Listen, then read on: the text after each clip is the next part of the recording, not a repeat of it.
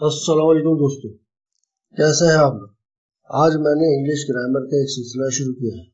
ہم میں سے بہت سے لوگ انگلش بولنا اور سمجھنا چاہتے ہیں، لیکن گرامر کی سمجھ بوجھ نہ ہونے کی وجہ سے کئی طرح کی مشکلات کا سامنا کرنا پڑتا ہے۔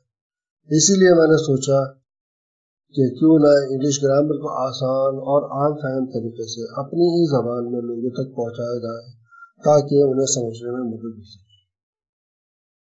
تو اس کام کے لیے میں نے یوٹیوب پر یہ نیا چینل شروع کیا ہے جس کا نام لرننگ اسپیس۔ لہٰذا سب سے پہلے آپ سے گزارش ہے کہ اس چینل کو سبسکرائب کر لیں اور بیل آئیکن کو بھی پریس کر دیں تاکہ اس موضوع سے متعلق جو بھی ویڈیو چینل پر اپلوڈ ہو وہ آپ تک پر وقت پہنچ سکے۔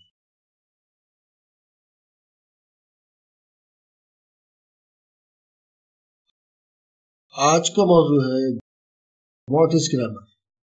انشاءاللہ اس کے بعد میں اور بھی کئی موضوعات کور کروں گا۔ تو ایک تو آج میں آپ کو یہ بتاؤں گا کہ گرامر کیا ہے اور ساتھ ہی گرامر کے 12 رولز کی مثالوں کے ساتھ سمجھانے کی کوشش کروں گا۔ امید ہے کہ میری یہ کوشش آپ کے لیے مفید ہوگی۔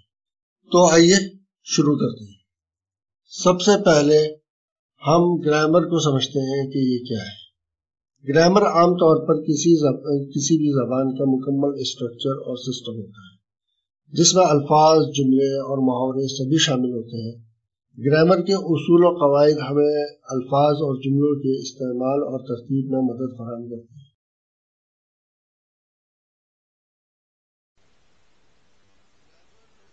گرامر زبان کا ایک نظام ہے۔ بعض لوگ اس کو زبان کے رولز بھی کہتے ہیں، لیکن حقیقتاً کسی بھی زبان کے رولز نہیں ہوتے۔ اگر ہم لفظ رول استعمال کرتے ہیں تو ہم ایک طرح سے یہ بتا رہے ہوتے ہیں کہ پہلے آپ زبان کے رولز ایجاد کریں اور پھر اسے بولنا شروع کریں، جیسے کہ یہ کوئی نیا گیم ہے۔ لیکن یہ ایک حقیقت ہے، کسی بھی زبان کی اس طرح شروعات نہیں ہوتی۔ زبانیں مختلف آوازوں سے شروع ہوتی ہیں جو وقت کے ساتھ ساتھ الفاظ اور چھوٹے بڑے جملوں میں ڈھل جاتی ہیں۔ تمام زبانیں وقت کے ساتھ چینج ہوتی رہتی ہیں۔ کسی بھی زبان کو فکس نہیں کیا جا سکتا۔ جسے ہم گرامر کہتے ہیں وہ کسی بھی زبان کا صرف ایک عکس ہوتا ہے۔ یہاں ایک سوال پیدا ہوتا ہے کہ کیا ہمیں کوئی زبان سیکھنے کے لیے گرامر پڑھنے کی ضرورت ہے؟ تو اس کا جواب ہے نہیں۔ دنیا میں بے شمار لوگ بغیر گرامر کو جانے بوجھے اپنی اپنی مادری زبان بول رہے ہوتے ہیں۔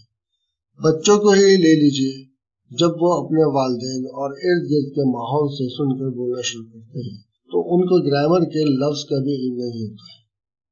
لیکن آپ اگر غیر ملکی زبان سیکھنا چاہتے ہیں تو ہاں، آپ کو گرامر سیکھنا پڑے گی۔ گرامر کی مدد سے آپ زیادہ بہتر طریقے سے کوئی بھی زبان جلد از جلد سیکھ سکتے ہیں۔ جب آپ گرامر کو سمجھتے ہیں اور آپ بہت ساری چیزیں خود سے بھی سمجھنا شروع کر دیتے ہیں، حتیٰ کہ آپ کو نہ ٹیچر سے پوچھنے کی ضرورت محسوس ہوتی ہے نہ کتاب میں دیکھنے کی۔ یہاں ایک بات اور بھی قابل ذکر ہے۔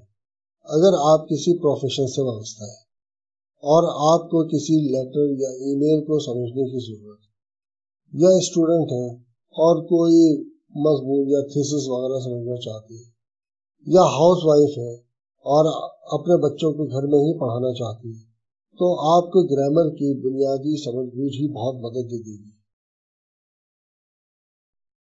تو گرامر کو پازیٹیو لیں تاکہ آپ اپنا راستہ خود بنا سکیں۔ تو آئیے آگے چلتے ہیں۔ گرامر کے 12 رولز ہیں اور یہاں آپ کی خدمت میں 12 آسان رولز اور ٹپس پیش کرتا ہوں تاکہ آپ کو غلطیوں سے بچنے کے لیے مدد مل سکے۔ پہلا رول ہے A sentence starts with a capital letter and ends with a period full stop, a question mark or an exclamation mark, as well as use a comma to connect two ideas. This is called punctuation. یعنی ہر sentence capital letter سے start ہوتا ہے اور full stop, question mark اور exclamation mark پر ختم ہوتا ہے۔ اس کے ساتھ ساتھ دو خیالات کو ملانے کے لیے کوما کا استعمال کیا جاتا ہے، اسے پنکچویشن کہتے ہیں۔ پنکچویشن میں اور بھی بہت کچھ ہے، انشاءاللہ وقت کے ساتھ ساتھ اس کے بارے میں بھی بتاؤں گا۔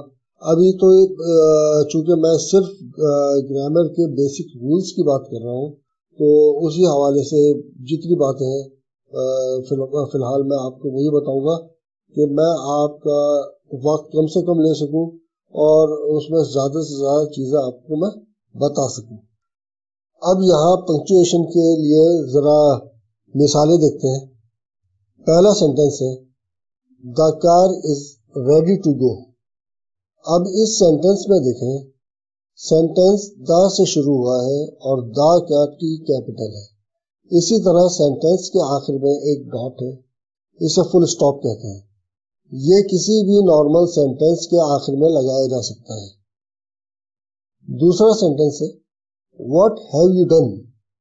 یہ ایک سوال ہے، اس لیے اس کے آخر میں کوسچن مارک ہے، اور ہر انٹروگیٹو سینٹنس بھی کیپٹل لیٹر سے ہی شروع ہوتا ہے، اسی لیے پہلا جو لفظ ہے وہ واٹ ہے اور واٹ کا ڈبلیو کیپٹل ہے۔ تیسرا سینٹنس ہے مائی ہارس ہیز ون۔ یہ سینٹنس کسی کے ایموشنز کو ظاہر کرتا ہے، جیسے ریس میں کسی کا گھوڑا جیت گیا ہے تو ظاہر سی بات ہے اس کے ایموشنز بہت ہائی ہوں گے، اور جب اس کے ایموشنز ہائی ہوں گے تو وہ تھوڑا سا جذبات کے اظہار کے ساتھ بات کرے گا۔ مائی ہارس ہیز ون، یہ جب بھی اس طرح کی کوئی چیز ہوتی ہے تو سینٹنس کے لاسٹ میں ایکسکلیمیشن مارک لگایا جاتا ہے، جیسے آپ اس میں دیکھ رہے ہیں، اور اس سینٹنس کا پہلا لفظ مائی ہے اور مائی کا ایم کیپٹل ہے۔ اب چوتھا سینٹنس دیکھتے ہیں Maria walks her dog every day but the dog is still lazy. اس ایک سینٹنس میں دو سینٹنسز ہیں اور ان دونوں کو کوما کے ذریعے ملا دیا گیا ہے۔ اب اس میں آپ یہ دیکھیں کہ ماریا کا ایم کیپٹل ہے، چونکہ سینٹنس ماریا سے سٹارٹ ہوا ہے تو کیپٹل لیٹر سے اس کا سٹارٹ ہونا لازمی تھا۔ ایوری ڈے پہ کوما لگ گیا، یہاں پہ ایک سینٹنس کمپلیٹ ہو گیا۔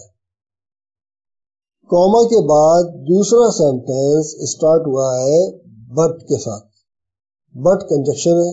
یہ ساری چیزیں انشاءاللہ پارٹ آف اسپیچ میں آپ کو اس حوالے سے بتاؤں گا میں، تاکہ آپ کے اس حوالے سے بھی ساری چیزیں کلیئر ہو جائیں۔ بٹ کا بھی اب یہ چونکہ بٹ سے سٹارٹ ہوا ہے، بٹ کا بھی اسمال ہے، تو کوما کے بعد جو بھی ورڈ آئے گا وہ ہمیشہ اسمال لیٹر کے ساتھ ہی آئے گا، وہ کیپٹل لیٹر کے ساتھ کبھی بھی نہیں آئے گا۔ تو اس سے ہمیں یہ پتہ چلتا ہے کہ سینٹنس چاہے کوئی بھی ہو وہ کیپٹل لیٹر سے ہی شروع ہوتا ہے۔ فل سٹاپ، کوسچن مارک اور ایکسکلیمیشن مارک سینٹنس کو دیکھ کر لگائے جاتے ہیں، اور کوما کا فائدہ یہ ہے کہ ہم ایک سینٹنس کو ختم کیے بغیر دوسرے سینٹنس سے ملا سکتے ہیں۔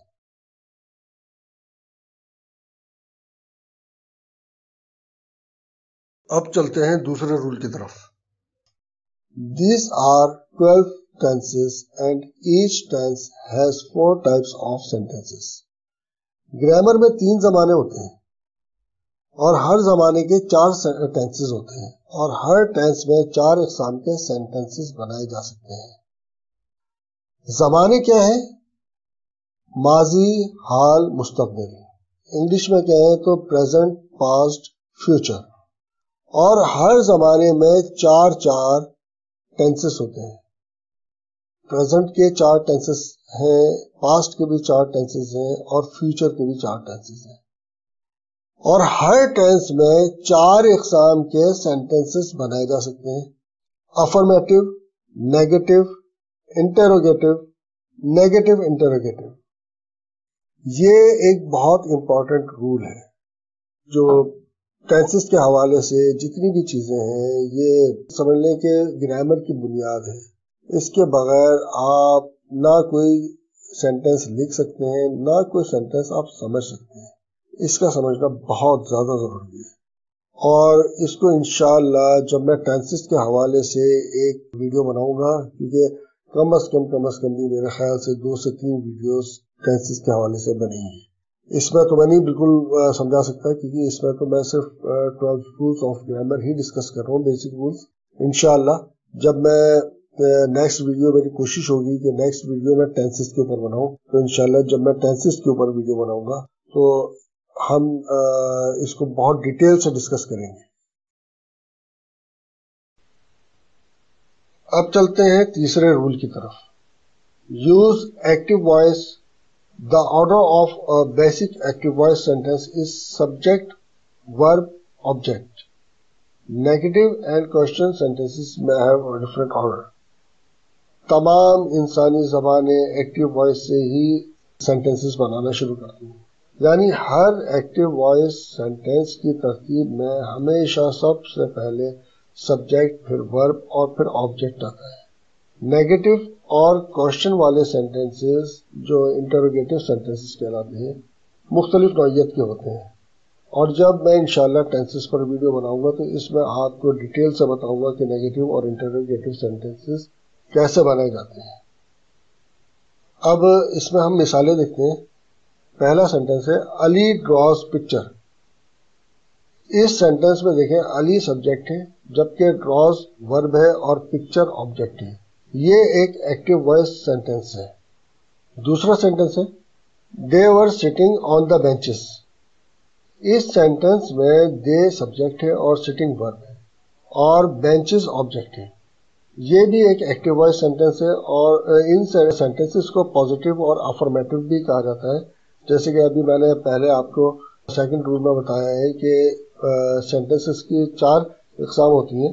तो अफर्मेटिव सेंटेंस एक्टिव वॉइस से ही बनता है। एक्टिव वॉइस से तो खैर नेगेटिव भी बनते हैं, इंटरोगेटिव भी बनते हैं, लेकिन जो पॉजिटिव और अफर्मेटिव सेंटेंस होता है ना, बेसिकली एक्टिव वॉइस स्टार्ट ही उससे होता है। अब आ जाए फोर्थ रूल की तरफ। Every sentence must have a subject and a verb. An object is optional. That N imperative sentence may have a verb only but the subject is understood. Her sentence में subject और verb लाजमी होता है, लेकिन object optional होता है।